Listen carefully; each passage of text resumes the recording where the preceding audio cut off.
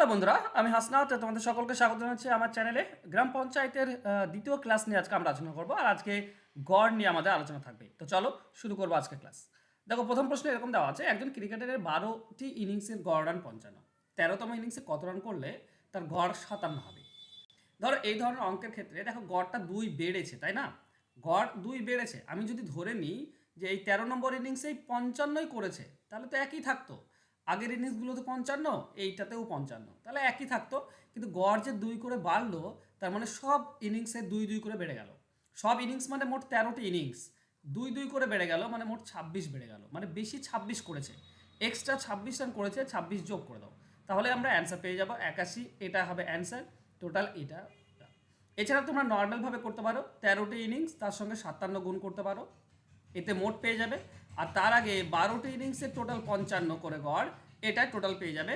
সেটা বিয়োগ করলেও তুমি অ্যান্সার পাবে, কিন্তু এটা অনেকটা বেশি কঠিন। যদি কনসেপ্ট ক্লিয়ার থাকে তাহলে খুব ইজিলি এই ধরনের অঙ্কের অ্যান্সার করা যায়। ঠিক আছে, তো চলো নেক্সট প্রশ্নে যাবো। কোনো এক অফিসে মোট কর্মীর মাসিক গড় বেতন হচ্ছে 14,000 টাকা, পুরুষ কর্মীর গড় বেতন হচ্ছে 18 আর মহিলাদের হচ্ছে 11। তাহলে পুরুষ ও মহিলা কর্মীর অনুপাত কত? এই ধরনের অঙ্ক সবসময় তোমাকে অ্যালিগেশন মেথডে করতে হয়। একটা জিনিস মনে রেখো, এই তিনটিতেই পুরুষ, মহিলা আর টোটাল, এই তিনটিতেই একই সংখ্যক শূন্য আছে, তুমি কেটে দিতে পারো। এখানেও 3টি শূন্য, এখানেও 3টি শূন্য, এখানেও 3টি শূন্য কেটে দিতে পারো। ঠিক আছে, দেখো পুরুষ কত আছে, পুরুষের গড় বেতন হচ্ছে 18, মহিলাদের গড় বেতন কত 11, আর পুরুষ আর মহিলা মিলিয়ে টোটাল 14। কোনাকুনি বিয়োগ করলে তুমি অনুপাত পেয়ে যাবে। 18 থেকে 14 বাদ দিলে 4, 14 থেকে 11 বাদ দিলে 3, তো 3:4 এটা হবে অ্যান্সার। অ্যান্সার হবে অপশন 1। চলো যাবো নেক্সট কোশ্চেনে। 12টি ক্রমিক সংখ্যার গড় হচ্ছে 8.5, তো বৃহত্তম এবং ক্ষুদ্রতম সংখ্যার গড় কত হবে? মনে রেখো বন্ধুরা, 12টি বা যতগুলোই বলুক না কেন, যদি ক্রমিক সংখ্যা বলে তাদের গড় বলা আছে, তাহলে অবশ্যই বড় এবং ছোটটার গড় সেটাই হবে। গড় কখনো চেঞ্জ হয় না। ঠিক আছে, প্রথম আর শেষটার গড় সেটাই হবে যেটা দেওয়া হয়েছে। ঠিক আছে, কারণ এখানে তো 12টি সংখ্যা, তো এতগুলো ডেটা নিয়ে তো করা মুশকিল। তো ব্যাপারটা যদি আমি ছোট্ট নিয়ে বলি, ধরো এরকম যে 4, 5 আর 6, 4, 5, 6-এর গড় হচ্ছে 5, কারণ মাঝের সংখ্যাটা। তুমি এই তিনটি সংখ্যা নিয়ে করতে পারো। 4, 5, 6 যদি সবগুলোই তুমি যোগ করো, 4, 5, 6 সবগুলো যদি যোগ করো 15 হচ্ছে। 15কে 3 দিয়ে ভাগ করে দাও 5, এটা হচ্ছে গড়। এবার তোমাকে যদি বলে প্রথম আর শেষটার গড় কত, তাও কিন্তু 5ই হবে, কারণ প্রথমটা হচ্ছে 4 আর শেষটা হচ্ছে 6, মোট হচ্ছে 10। এই দুটি সংখ্যার গড় কত? এই দুটি সংখ্যার গড় 5। তো ব্যাপার এটাই যে প্রথম আর শেষটা বা বৃহত্তম এবং ক্ষুদ্রতম সংখ্যার গড় সেটাই হয় যেটা সবগুলোর গড়। ওকে, তার মানে এখানে অ্যান্সার হবে অপশন 8.5, অপশন সি হবে উত্তর। চলো নেক্সট কোশ্চেনে যাব। তিনটি সংখ্যার গড় 63, প্রথম সংখ্যা দ্বিতীয়টির দ্বিগুণ এবং দ্বিতীয় সংখ্যাটি তৃতীয়টির 3 গুণ। বলেছে বৃহত্তম সংখ্যাটি কত? দেখো তিনটি সংখ্যা রয়েছে এ, বি আর সি। তো আমি তৃতীয়টা যদি এক্স ধরি, তাহলে দ্বিতীয়টা কি হবে? দ্বিতীয়টি তৃতীয়টির 3 গুণ, মানে এটা হবে 3x। আর প্রথমটা কি হবে? দ্বিতীয়টির দ্বিগুণ, মানে 3x এর দ্বিগুণ 6x। এই সবগুলো তুমি যদি যোগ করো তাহলে পাচ্ছ 10x। এই 10x মানেটা কি? 10x মানে হচ্ছে তোমার গুণফল, তাই না?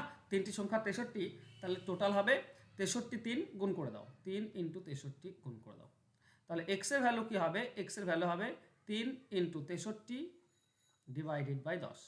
ওকে, 3 3 9 আর 3 6 18, নিচে 10 আছে, মানে 18, 18 দশমিক, ওকে কাটা যেত কি? কাটা, চলো কই বাত নেই। 18.9 এটা আমরা পাচ্ছি এক্স এর ভ্যালু। আমাকে বলেছে বড় সংখ্যাটি কত? বড় সংখ্যাটা হচ্ছে 6x, মানে 6 ইন্টু 18.9। আমি একটা এক্সট্রা লাইন বেশি করে ফেললাম, চলো কই বাত নেই। 6 9 54, 4 হাতে থাকে 5, 8 6 48 আর 5, 48 আর 5 53, 53 3 হাতে 5 থাকে, 5 একে 5 11। তাহলে এখানে দশমিক 113.4, এটা হবে অ্যান্সার। অ্যান্সার হবে অপশন 4, অপশন 2। ঠিক আছে, 113.4 এটা হবে সঠিক উত্তর। আমি এক্সট্রা একটা লাইন করে ফেলেছি, কই বাত নেই। চলো নেক্সট। এক ব্যক্তির বছরের প্রথম 4 মাসের মাসিক গড় খরচ হচ্ছে 3300 টাকা, পরের 3 মাসের হচ্ছে 2320 টাকা, আর শেষের 5 মাসের হচ্ছে 2750 টাকা। যদি বছরের মোট সঞ্চয় 1470 টাকা হলে মাসিক গড় আয় কত? দেখো, যা খরচ করেছে আর যা তার কাছে বেঁচে আছে, মানে সঞ্চয় আছে, এই সব হচ্ছে তাই আয়, তাই না? তো টোটাল আয়টা যদি খেয়াল করো, প্রথমে 4 মাসে গড়ে 3300, তাহলে টোটাল কত হবে? 4 3 12 2 হাতে 1 থেকে 4 3 12 1 13। ওকে, মানে 13,200 টাকা প্রথম 4 মাসে। তারপরে 3 মাসে যদি 2320 টাকা করে ইনকাম করে, তো 0 3 2 6 3 3 9 3 2 6 6,960 টাকা। আর লাস্ট 5 মাস যদি দেখো তো 2730 করে, তাহলে এটা তো কত হচ্ছে? 5 0 0 5 3 15 5 আর 1 থাকে 5 7 35 36 3 থাকে 5 2 10 আর 3 13। এই হচ্ছে তার টোটাল। কিন্তু শুধু এটা নয়, এরপরে এই যে 1470 টাকা সঞ্চয় করে, এটাও তো তার টোটালের মধ্যে পড়ে, তাই না? তো 1470 টাকা এটাও যোগ করে দাও, তাহলে আমরা কী পাবো? 0 11 7 18 8। ওকে, 18 8 হাতে 1 থেকে 3 12 12 আর 6 18 18 4 22 2 3 6 9 9 12 13 আর 2 13 আর 2 23 3 হাতে 2 থাকে, কত নম্বর করলাম এটা? এটা 1 আর 1 2 1 3। ওকে, 33,280 এটা হচ্ছে তার টোটাল আয়। এটা তার 12 মাসে আয়, 33,280 12 মাসে আয়। তাহলে এক মাসে আয় কত হবে? 33,280-কে ভাগ করে দাও 12 দিয়ে। ওকে, 12 2 24, 12 2 24 থাকছে 9 92, 12 7 84। ওকে, 84 থাকছে 8 88, 12 7 84 থাকছে 4 40।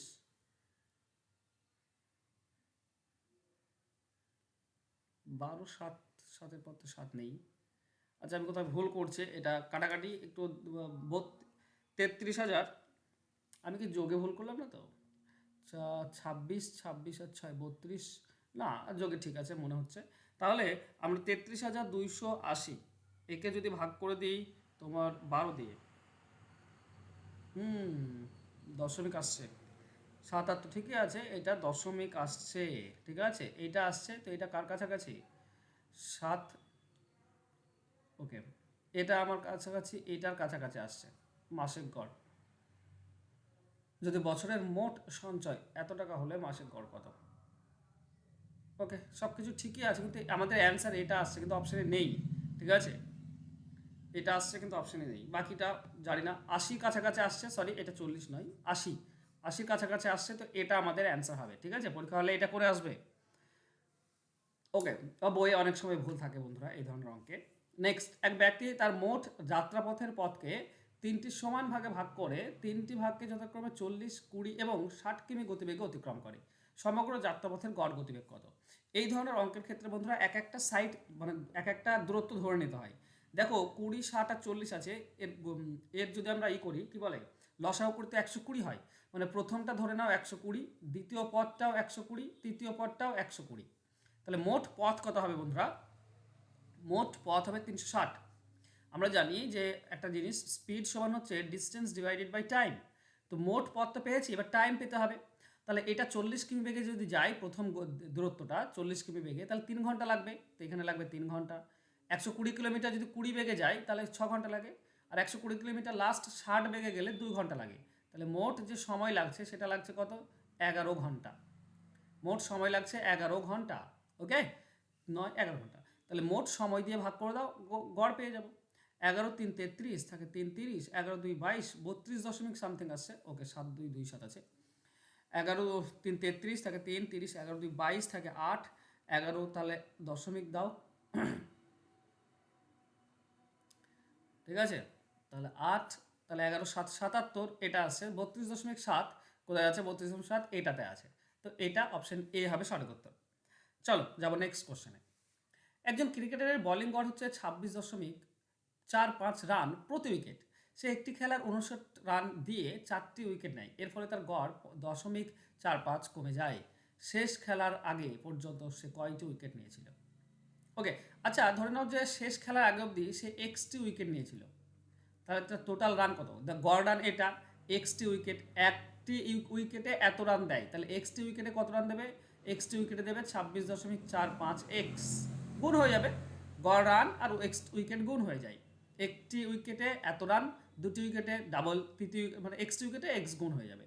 এবার বলেছে যদি একটি খেলায় এত রান দিয়ে 4টি উইকেট নেয়, তাহলে রান তো বেড়ে গেল, তাই না? রান বেড়ে গেল।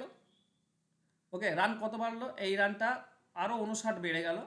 4টি উইকেট নিয়েছে, মানে উইকেটও 4টি বেড়ে গিয়েছে। তো উইকেট দিয়ে যদি ভাগ করি তো নতুন গড় পাই, নতুন রানকে নতুন উইকেট সংখ্যা দিয়ে ভাগ করলে নতুন গড়। আর এটা সমান কত, নতুন গড় হচ্ছে 0.5, 4 পয়েন্ট কম হবে, মানে আগে ছিল 26.45, এখন হবে শুধু 26। বোঝা গেল? যদি কোনাকুনি গুণ করো বন্ধুরা, এইটা গুণ হয়ে যাবে এর সঙ্গে, x+4। ঠিক আছে, এখান থেকে তুলে নিয়ে নাও, তাহলে তুমি কি পাচ্ছ, এখান থেকে তুমি পাবে 26x প্লাস 26 কত হয়, 25×4 100, তো 26×4 104। এটা উপরটা থেকে আমরা এটা পেলাম।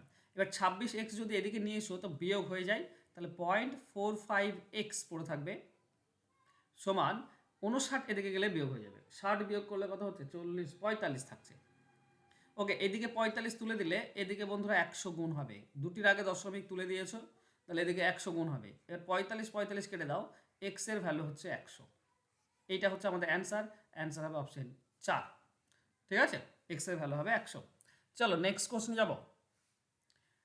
এক ব্যক্তি মোট যাত্রাপথের অর্ধেক পথ 50 কিমি বেগে অতিক্রম করে, বাকি অর্ধেক 40। আচ্ছা, এই ধরনের ক্ষেত্রে 2xy divided by X plus Y, এটা ফর্মুলা করলেই হয়ে যায়। এটা তোমরা আমাকে কমেন্ট বক্সে কমেন্ট করে বলো এর অ্যান্সার কত হবে। ফর্মুলা তো বলেই দিলাম, জাস্ট মান বসাও, এক্স এর মানে 50 আর ওয়াই মানে 40, আমাকে মান বসাও দেখি। চলো নেক্সট কোশ্চেন। একটি ট্রেন গড়ে ঘন্টায় 45 কিমি বেগে গিয়ে ঘন্টায় 35 কিমি ফিরে এলো, যাত্রার গড় গতিবেগ কত? তো এখানে দেখো সেই একই জিনিস 2xy divided by X plus Y, এটা করে দেবে তোমরা অ্যান্সার পেয়ে যাবে। তার মানে 2 × 45 × 35, আর নিচে 45 আর 35 যোগ হয়ে যাবে, তার মানে হচ্ছে 80। চলো কাটাকাটি করো, 2 দিয়ে এটা কাটলে 40, 5 দিয়ে কাটলে 8, এটা 5 দিয়ে কাটলে 7, আর যাই না, যাচ্ছে না। তো 45 7 কত হচ্ছে, 45 7 হচ্ছে 7 5 35, 5 3 থাকে, 7 4 28 আর 3 31 ডিভাইডেড বাই 8, তো 8 3 24, 8 3 24 থাকছে কত, আচ্ছা 300 কত, 315কে 8 দিয়ে ভাগ করে দাও। ঠিক আছে, 315 ডিভাইডেড বাই 8 করলে হবে না 39.37, 39.37 পাবো, এটাই আমাদের অ্যান্সার হবে। কোথায় আছে 37? এইটা অপশন সি তে রয়েছে, 39.37। ওকে, চলো নেক্সট কোশ্চেন যাব। একজন ব্যাটসম্যানের 10টা ইনিংসের গড় রান হচ্ছে 42, পরবর্তী ইনিংসে কত রান করলে 3 বাড়বে? দেখো আমি ধরে নেব যে পরবর্তী ইনিংসে মানে 11 নম্বর ইনিংসেও 42 করেছে, তাহলে গড় সেম থেকে যাবে, আগেও 42 ছিল, 42 ছিল, এখনও 42, তাই না? কিন্তু এখানে গড় তো বেড়েছে 3 করে, আর গড় বাড়লে শুধু একটা ইনিংসে বাড়ে না, প্রত্যেকটি ইনিংসে বেড়ে যায়, মানে 11টা ইনিংসে 3 করে বাড়ছে, তার মানে 33 বাড়ছে। 33 বাড়লে 33 বেশি করেছে, 42 থেকে 33 বেশি করেছে, তার মানে 75 রান করেছে। অ্যান্সার হবে অপশন 1। ওকে ওকে বন্ধুরা, গ্রাম পঞ্চায়েত তোমরা যদি সিলেবাস অনুযায়ী তোমরা অঙ্ক শিখতে চাও, যেখানে তুমি সিলেবাস অনুযায়ী ক্লাস পেয়ে যাবে, এটা পেড ব্যাচ। ঠিক আছে, পেড ব্যাচ যেখানে লাইভ ক্লাস করানো হয় প্লাস রেকর্ডেড ক্লাস থাকে, পরীক্ষা পর্যন্ত তোমাদের ক্লাস চলবে, শর্টকাট ট্রিক্স ডিটেলস এই সমস্ত কিছু কনসেপ্ট শিখতে পারবে তোমরা এই ব্যাচটিতে, গ্রাম পঞ্চায়েত ব্যাচে। কোর্স ফি হচ্ছে 299 টাকা, একবার মাত্র 299 টাকা দিয়ে তুমি ম্যাথের খুঁটি নাটি পেয়ে যাবে। সিলেবাস খুবই বড় বন্ধুরা, অঙ্কের সিলেবাস খুবই বড়। ফোন নাম্বার নিচে দেওয়া আছে, এই নাম্বারে আমার সঙ্গে যোগাযোগ করে নিও। এবং অঙ্ক কম্পিটিশন বেশি, ঠিক আছে, অঙ্ক মডারেট টাইপে আসবে, মানে সিম্পল কোশ্চেন আসবে না, মডারেট টাইপের কোশ্চেন আসবে, আর বিভিন্ন প্রচুর চ্যাপ্টারও রয়েছে সিলেবাসে। তো তোমরা চাইলে পেড ব্যাচে ভর্তি হতে পারো। থ্যাংক ইউ সো মাচ বন্ধুরা, আজকে আমার সঙ্গে জুড়ে থাকার জন্য। দেখা হচ্ছে নেক্সট ক্লাসে, ততক্ষণ ভালো থেকো, সুস্থ থেকো, ধন্যবাদ।